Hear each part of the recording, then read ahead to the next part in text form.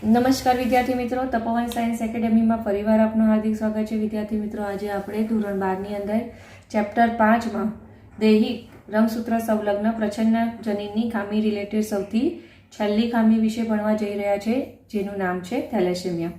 Thalassemia એ વારસાગત રોગ છે. વિદ્યાર્થી મિત્રો, આપણે ખબર અહીંયા બધાને જ આપણે વારસાગત રોગ કીધા. તે વારસાગત રોગ કેમ કીધા? કારણ કે આપણા જે રંગસૂત્ર છે ને, તો એ રંગસૂત્ર પર આવેલા જે જનીનો છે, તો અગર એ જનીનમાં માઇનર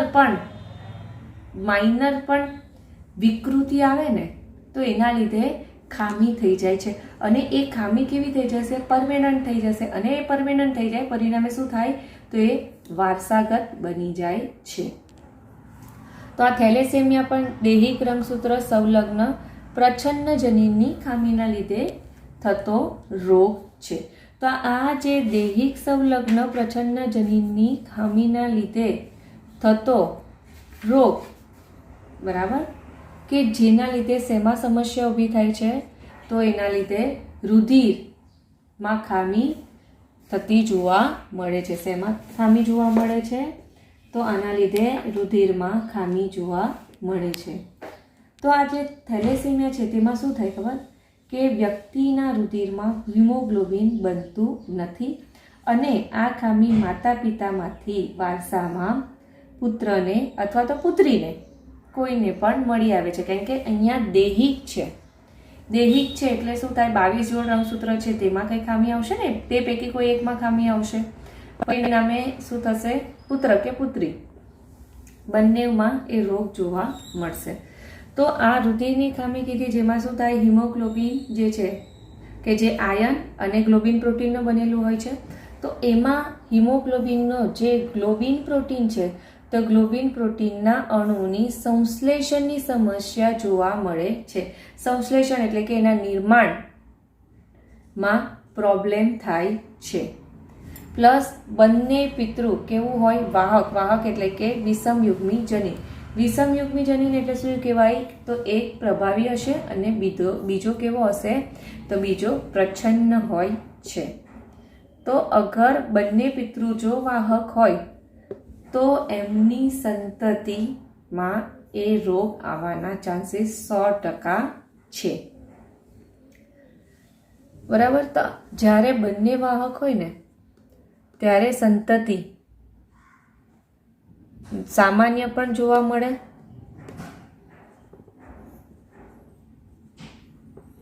ત્યારબાદ વાહક પણ જોવા મળશે, અને ત્યારબાદ થેલેસેમિયા પણ જોવા મળશે. હવે આ ત્રણે ત્રણ કેવી રીતે જોવા મળશે એ આપણે પછી એનું સોલ્યુશન કરીએ. બરાબર. તો આ રોગ થવાનું કારણ શું છે? તો આ રોગ થવાનું કારણ મુખ્યત્વે આપણું જે 16મા નંબરનું રંગસૂત્ર છે ને, તો એ 16મા નંબરનો જે રંગસૂત્ર છે, તેના પર આવેલા જે બે જનીનો છે. કયા બે જનીનો? HbA1 અને HbA2 જનીનમાં વિકૃતિ આવે, જેના પરિણામે શું થાય? ગ્લોબિન પ્રોટીન બનતો નથી. બરાબર. હવે તમને ખબર જ છે, હિમોગ્લોબિન જે છે તેમાં આલ્ફા અને બીટા શૃંખલા આવેલી હોય છે. બરાબર ને? કઈ શૃંખલા? આલ્ફા અને બીટા શૃંખલા આવેલી હોય છે.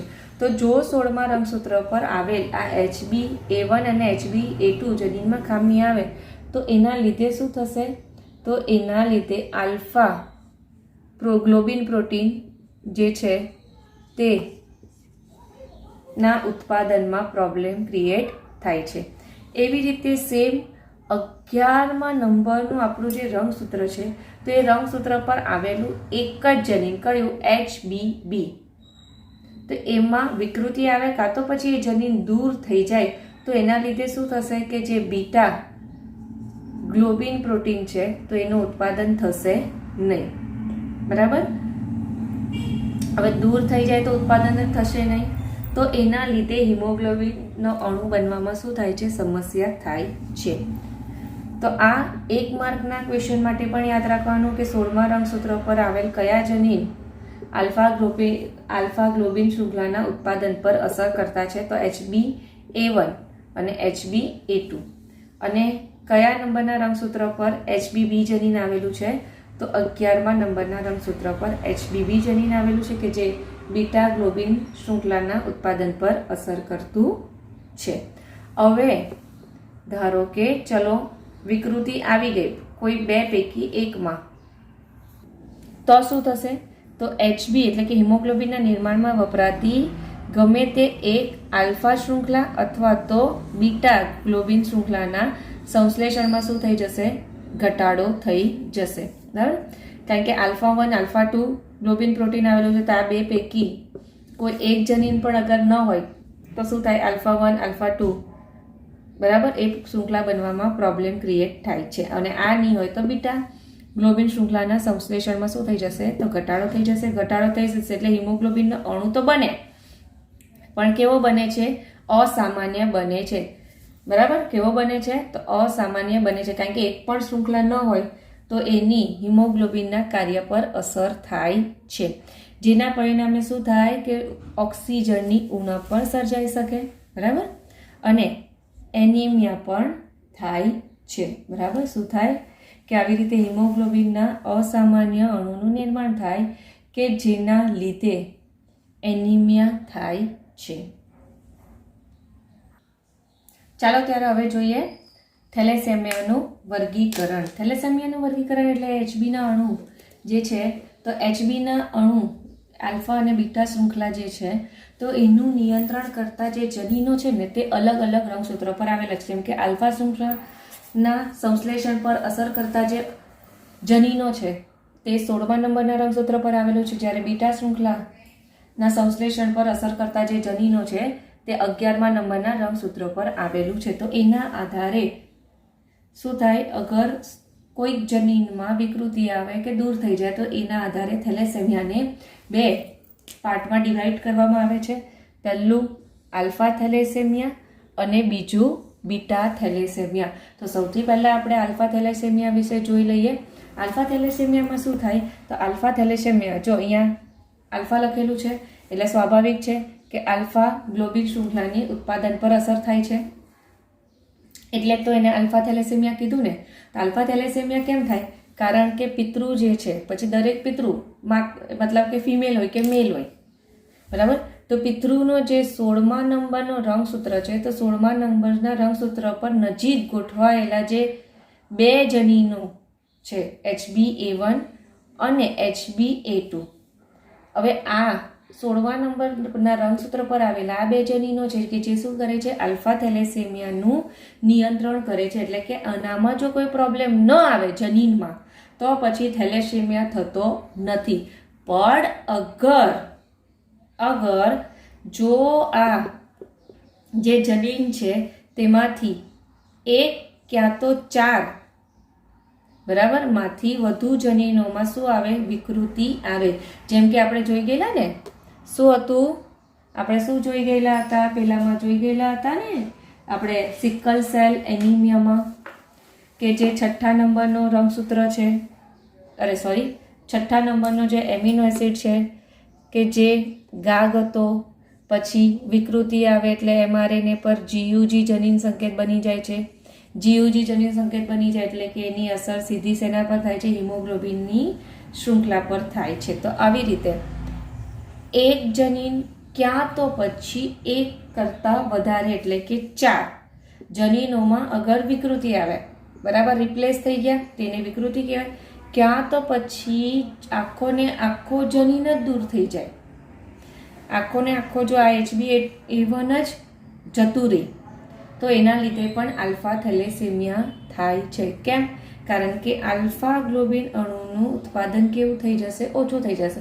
આલ્ફા ગ્લોબિન અણુનું ઉત્પાદન થઈ જશે એટલે કે ઇવન બીટા શૃંખલા ધરાવતું બી હિમોગ્લોબિન જો અગર ઉત્પન્ન થાય પણ એ આપણા વાયુઓના જે વિનિમય છે એમાં ભાગ ભજવશે નહીં. બરાબર, એમાં ભાગ ભજવશે નહીં. તો આવી રીતે આલ્ફા થેલેસેમિયા છે કે જેમાં જેનું કંટ્રોલ આ જનીનો દ્વારા થાય છે, જે 16મા નંબરના રંગસૂત્ર પર આવેલો છે. અને 1 કાં તો 4 જનીન હોય તેમાં વિકૃતિ આવે તો એના લીધે અથવા તો દૂર થાય તો એના લીધે આલ્ફા થેલેસેમિયા થાય છે. કારણ કે તમને જો આલ્ફા અહીંયા આપણે શું કીધું, ગ્લોબિન પ્રોટીન કીધેલું છે. પ્રોટીન શેના બનેલા હોય, પ્રોટીન એમિનો એસિડના બનેલા હોય.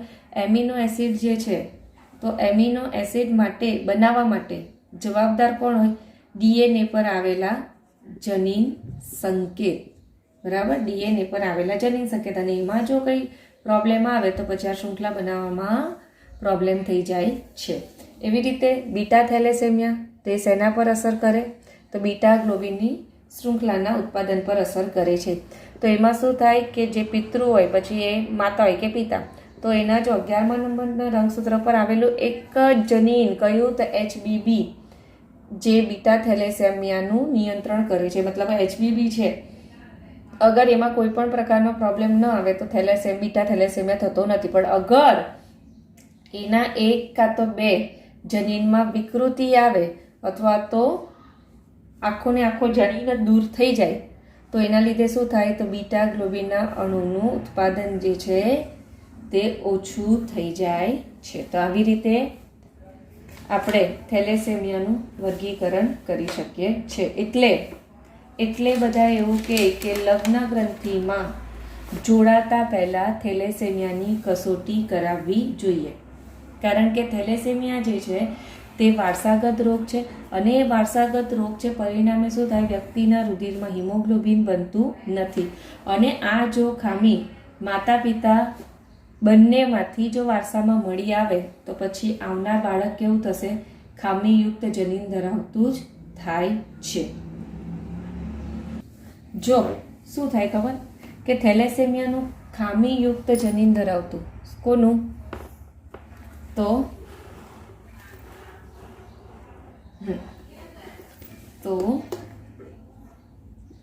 થેલેસેમિયા જે છે તો થેલેસેમિયાનું ખામીયુક્ત જનીન ધરાવતી વિષમયુગ્મી વ્યક્તિ હોય, વિષમયુગ્મી વ્યક્તિ, બરાબર, વિષમયુગ્મી વ્યક્તિ હોય, ધેટ મીન્સ કે એક પ્રભાવી અને બીજો પ્રચ્છન્ન જનીન હોય. બરાબર, શું હશે, એક પ્રભાવી અને બીજો પ્રચ્છન્ન જનીન હોય તો એવા વ્યક્તિને આપણે શું કહીશું, થેલેસેમિયા માઇનોર. યાદ રાખજો, બરાબર. જ્યારે પણ વ્યક્તિમાં વિષમયુગ્મી જનીન આવેલા હોય, એટલે કે થેલેસેમિયા પ્રચ્છન્ન જનીનની ખામીની લીધે થતો રોગ છે, બરાબર. તો ધારો કે આપણે એવી રીતે લઈ લઈએ કે થેલેસેમિયા છે તો HB કેપિટલ T લઈએ. તો આ એક્ઝામ્પલ આપીને કહું છું, થેલેસેમિયા જે છે તો આપણે થેલેસેમિયા પ્રભાવી માટે લઈ લઈએ કેપિટલ T અને પ્રચ્છન્ન માટે લઈ લઈએ સ્મોલ t.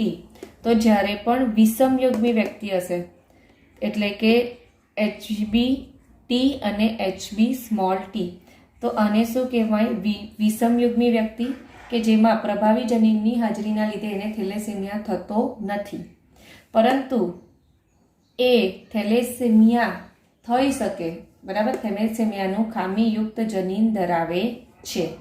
તો એને શું કહેવાય, થેલેસેમિયા માઇનોર કહેવામાં આવે છે. પરંતુ જ્યારે સમયુગ્મી પ્રચ્છન્ન હશે ને, પ્રચ્છન્ન જનીન ધરાવતું વ્યક્તિ હશે, એટલે કે HB સ્મોલ t જનીન ધરાવતું હશે, તો એવા વ્યક્તિને શું કહેવાય, તો એવા વ્યક્તિને થેલેસેમિયા મેજર કહેવામાં આવે છે. એને શું કહેવાય, તો થેલેસેમિયા મેજર કહેવામાં આવે છે. તો આથી લગ્ન ગ્રંથિમાં જોડાતા પહેલા સ્ત્રી અને પુરુષ, બરાબર, બંને અથવા તો બે પૈકી કોઈ એક થેલેસેમિયા માઇનર છે કે મેજર છે તેનું પરીક્ષણ કરાવવું જોઈએ. જો સ્ત્રી અને પુરુષ, બરાબર, અગર સ્ત્રી અથવા પુરુષ આ બેમાંથી અગર કોઈ થેલેસેમિયા માઇનર હોય, એટલે કે ધારો કે સ્ત્રી કે જે થેલેસેમિયા માઇનર છે અને પુરુષ જે છે તે કેવો છે, સામાન્ય છે, તો પછી લગ્ન જીવનમાં કોઈ પ્રોબ્લેમ ક્રિએટ થતો નથી.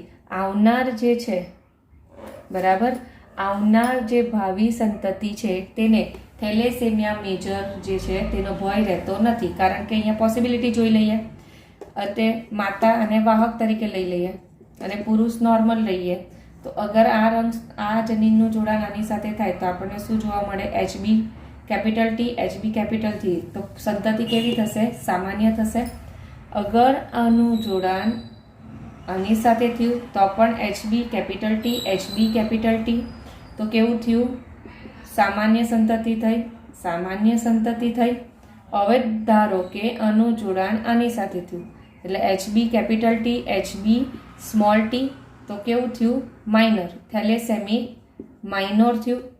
ત્યારબાદ આનું જોડાણ અગર આની સાથે થાય તો HB capital T, HB small t, તો આ પણ કેવું થાય, તો આ પણ થેલેસેમિયા માઇનોર થાય છે. અહીંયા લખી દઈએ કેવું થશે, તો થેલેસેમિયા માઇનોર થાય છે. તો આવા વ્યક્તિ લગ્ન કરી શકે છે કે જેનામાં થેલેસેમિયાનો રોગ તો થશે નહીં, પણ એ થેલેસેમિકનું પ્રચ્છન્ન જનીન ધરાવતું હશે. તો જ્યારે પણ વાહક સ્ત્રી હશે અને પુરુષ સામાન્ય હશે તો ત્યારે શું થશે, 50% ચાન્સીસ સામાન્ય સંતતિ થવાના છે અને 50% ચાન્સીસ થેલેસેમિયા માઇનોર થવાના છે. પણ અહીંયા થેલેસેમિયા મેજર થશે નહીં, બરાબર, અહીંયા થેલેસેમિયા મેજર થતું નથી. હવે જોઈએ કે વાહક સ્ત્રી અને વાહક પુરુષ એટલે કે વિષમયુગ્મી જે વ્યક્તિ છે એટલે કે બંને થેલેસેમિયા માઇનર, બરાબર, આ પણ થેલેસેમિયા માઇનર અથવા તો એને તમે વિષમયુગ્મી વ્યક્તિ પણ કહી શકો, બરાબર.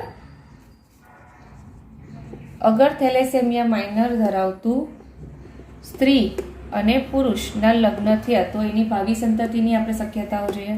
બંને વિષમયુગ્મી છે ને એટલે કે HB capital T, HB small t લઈએ, HB capital T, HB small t લઈએ, તો અહીંયા થેલેસેમિયા મેજરનો ભય રહે છે. કેમ? કારણ કે અગર આનું જોડાણ આની સાથે થયું તો અહીંયા શું હશે, capital T, HB capital T, તો બંને પ્રભાવી જનીન છે. તો સંતતિ કેવી થવાની, તો સામાન્ય સંતતિ થશે. હવે આનું જોડાણ આની સાથે થઈ ગયું એટલે કે capital HB capital T, HB small t, તો આ કેવું થશે, તો આ થશે થેલેસેમિયા માઇનોર, બરાબર. હવે ધારો કે આનું જોડાણ આની સાથે થયું તો કઈ જોડ બને જનીનની, કેપિટલ T અને સ્મોલ tની, તો આ પણ એક પ્રભાવી ને એક પ્રચ્છન્ન એટલે કે એને થેલેસેમિયા થશે નહીં પણ એ થેલેસેમિયાનો વાહક કહેવાશે એટલે એને શું કહેવાય, થેલેસેમિયા માઇનોર.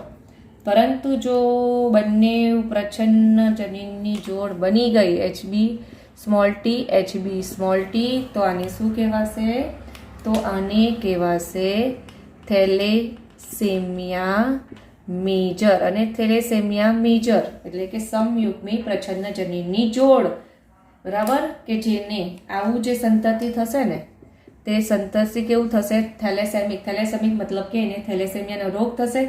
થેલેસેમિયાનો રોગ થશે એટલે કે એની આલ્ફા અથવા તો બીટા શૃંખલાના ઉત્પાદન પર અસર કરતું જોવા મળે છે.